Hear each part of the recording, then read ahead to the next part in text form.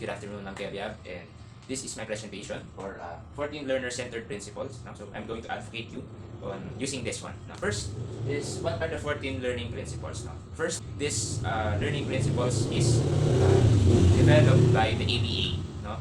So we can ensure that this one is well researched.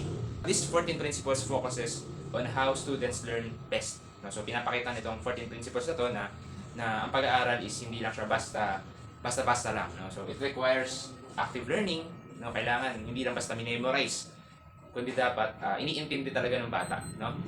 Motivation and emotions and individual differences, no? It's the foundation of learner-centered teaching. So yeah, it serves as a basis, no? Magagamit natin to para sa ating paggawa ng lesson plan or lessons, paggawa ng mga assessments. Yeah, it serves as a basis.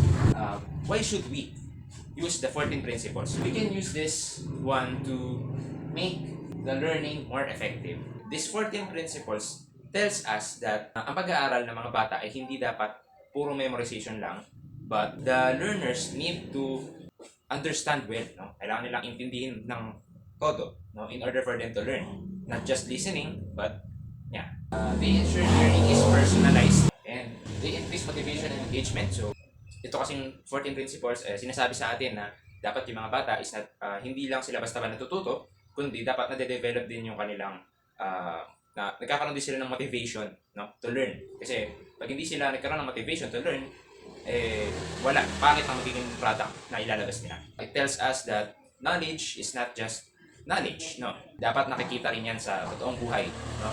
They can apply what they learn. They support teachers in designing lessons that maximize student success. So, itong 14 principles na ito, pinapakita na may mga things na dapat gawin ang teacher in order for their children or their student to learn. For the teachers, better instructional decisions. No? So, kumbaga, dahil dito sa 14 principles na to, pinapakita nito na dapat yung mga teacher is nag-a-adjust din sa kung paano mag-aral yung mga bata. No? Kasi hindi naman lahat ng student is pare-pareho ng paraan ng pag-aaral. No? They have different pace of learning. No? So, we need to cope up with that. Inclusive and fair teaching. No? So, 14 principles reminds us that we need to give them different activities in order for them to learn. No? Improve classroom engagement. So, because of the motivation that we give to our students, they can learn best. Call to action. No? So, first, we can use this to in our lesson plan as future teachers. No? How do we do that? No? For example, magbibigay ka sa kanila ng isang topic, then tatanungin mo sila kung meron na ba silang prior knowledge about that. No? Yun. We can, para magkaroon ng tinatawag nating interaction, no? And they, para masabi nila kung meron ba silang prior knowledge. Yan. No? And use valid strategies and assessments. No? So instead of using tests, we can use different kinds of activities, no? That will help them to learn. For example, yung group activities or yung mga peer discussions, yan. Para basta silang ma-encourage na matuto. And at the same time, hindi lang siya puro basta test na parang pinakasado lang. Yan. Focus on learning, not just grades. So, meaning to say, hindi naman, dapat bigyan natin ng pagkakataon ng mga bata na, for example, nagkamali sila. Allow them to revise their work.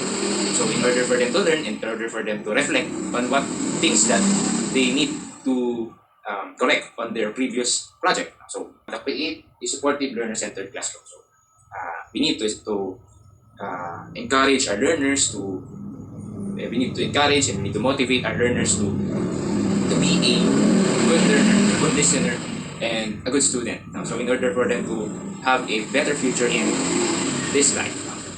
That's all. Thank you.